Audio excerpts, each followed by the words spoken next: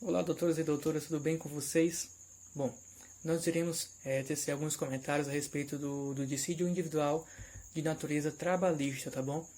Esta é um trabalho referente à disciplina de Direito Processual do Trabalho, com a professora Kelda Sofia, do curso de Direito Bacharelado da UEMA, Campus Bacabal. Este trabalho vai ser apresentado por mim, Joaquim Macena Júnior, e pelo meu colega Idem Tateno, que vai falar logo a seguir, tá bom? Então vamos dar início a este trabalho. Bom, o dissídio individual de natureza trabalhista é o nome dado à reclamação trabalhista ou reclamatória trabalhista, né? Ela sempre acontece quando um trabalhador ou empregado tem um direito lesado pelo seu empregador, certo? Esse direito pode ser previsto tanto na CLT, que é a Consolidação das Leis do Trabalho, ou pela Convenção Coletiva da Categoria do Empregado, que é a CCT, né? Ou seja, o empregador vai lá e dá início ao processo de conhecimento através de uma petição inicial. Ou seja, esse dissídio individual nada mais é do que a petição inicial do direito do trabalho, tá bom? E essa petição, pessoal, ela pode ocorrer de duas formas, né? Ela pode ocorrer tanto de forma escrita quanto de forma verbal, sendo que em cada uma delas deverá acontecer de uma forma diferente. Bom, primeiro vamos falar da forma verbal.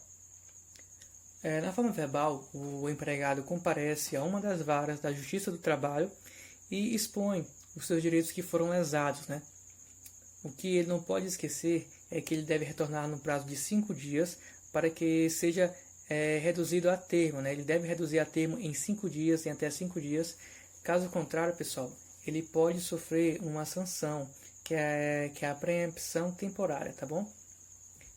E essa reclamação verbal pode ser lida no artigo 786, o qual fala o seguinte: a reclamação verbal será distribuída antes de sua redução a termo. Parágrafo único. Distribuída a reclamação verbal, o reclamante deverá, salvo por motivo de força maior, apresentar-se no prazo de 5 dias ao cartório ou à secretaria, para reduzir a termo sob pena de estabelecida no 731, também da CLT. Ou seja, se em 5 dias ele não apresentar essa reclamação trabalhista reduzida a termo, né, ele ficará 6 meses sem poder entrar com a ação trabalhista referente a este caso que ele sofreu, tá bom? Ou seja, na forma verbal, ele tem que comparecer à Justiça do Trabalho e em até 5 dias entregar reduzir a termo tudo que foi exposto em uma das varas do trabalho. Caso contrário, ele fica 6 meses sem poder entrar com essa ação judicial, tá bom? E essa que eu falei é a forma verbal, né? Nós temos também, pessoal, a forma escrita, tá bom?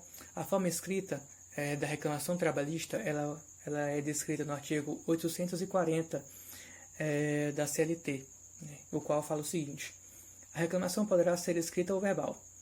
No parágrafo 1º fala o seguinte: sendo escrita, a reclamação deverá conter a designação do juízo, a qualificação das partes, a breve exposição dos fatos que resulte o dissídio, o pedido que deverá ser certo, determinado e com indicação de seu valor, a data e a assinatura do reclamante ou de seu representante, né? A redação dada é pela Lei 3.467 de 2017. Né? Então, se você for entrar com uma ação de forma escrita, né, você deve, logicamente, ajuizar essa ação reduzida a termo, né, seja impressa ou seja eletronicamente, né, nas formas mais modernas de se ajuizar. E essa é a principal diferença entre a forma verbal e a escrita, né? Não pode esquecer que esses requisitos básicos para se entrar com a ação devem ser obedecidos, né? No caso, se não forem obedecidos esses requisitos, esse processo poderá ser extinto sem resolução do mérito, tá bom? Então, quando você vai entrar com um processo trabalhista, né, você vai ajuizar esse processo, você deve saber também a diferença dos ritos, né? Esses ritos ou procedimentos, né? Que são dois, né? Que é o rito comum ou o rito especial. O rito comum ele é dividido em sumário, sumaríssimo ou ordinário, né? Esses tipos de ritos serão expostos pelo meu colega Idem Tateno, que vai falar logo a seguir. Muito obrigado. Quando tratamos de rito de procedimento, temos o procedimento comum ou especial, rito comum ou rito especial. O rito comum na Justiça do Trabalho é dividido em sumário, sumaríssimo e ordinário.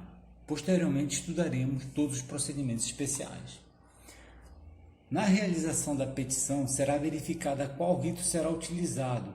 Ele pode ser um rito comum sumário, até 2 salários mínimos. A decisão proferida é recorrível, salvo se tratar de matéria constitucional. Na prática, os advogados costumam jogar o valor da causa acima de 2 salários mínimos, para evitar que caia no procedimento sumário. Também na prática, isso não tem nenhuma finalidade, ou se trata do sumaríssimo ou ordinário. Rito comum sumaríssimo, até 40 salários mínimos. Se for parte da demanda da administração pública direta, autárquica ou fundacional, não se utiliza o procedimento sumaríssimo, ainda que o valor da causa se encaixe no sumaríssimo, na forma do artigo 852-A. O processo seguirá o trâmite do procedimento ordinário. Vamos ver o que diz o artigo 852-A. Os dissídios individuais, cujo valor não exceda 40 vezes o salário mínimo vigente na data do ajuizamento da reclamação, ficam submetidos ao procedimento sumaríssimo. No seu parágrafo único, estão excluídas do procedimento sumaríssimo as demandas em que é parte a administração pública direta, autárquica e fundacional. Quando se for fazer a petição inicial no procedimento sumaríssimo, é necessário o artigo 852-B, que traz que se deve indicar o nome e o endereço corretos do reclamado. Isso se dá porque no processo do trabalho a notificação é via postal pelos correios e no processo sumaríssimo não se faz a citação por edital. Por exemplo, Maria ajuizou uma ação contra a empresa Alfa, que está em local incerto e não sabido. O valor da causa é de R$10.000. Assim, a citação será somente por edital. Nesse caso, deve-se usar o procedimento ordinário, pois não se faz citação por edital no procedimento sumaríssimo. E o procedimento comum ordinário são aqueles que estão acima de 40 salários mínimos e que, por exclusão, utiliza-se o procedimento ordinário para a administração pública direta, autárquica ou fundacional. Um outro exemplo, a mesma pessoa que ajuiza uma ação contra a empresa Alfa e a União, o valor da causa foi de R$10.000, mesmo estando o valor da causa dentro do procedimento sumaríssimo, uma das partes é a União, logo, só é possível utilizar o procedimento ordinário. Se a empresa está em local incerto ou não sabido, se desapareceu, é necessária a citação por edital, que só é feita no procedimento ordinário. Então, resumindo, nós temos o procedimento comum sumário, até 2 salários mínimos, na forma da Lei 8.584 de 1970. A decisão é irrecorrível, salvo se for matéria inconstitucional.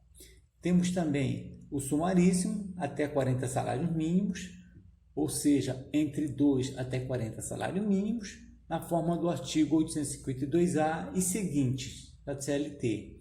E o procedimento comum ordinário, acima de 40 salários mínimos, onde está a administração pública direta, autárquica ou fundacional, e a citação se dá por edital. Na Justiça do Trabalho, para se saber qual rito será utilizado, a regra geral é se levar em consideração o valor da causa.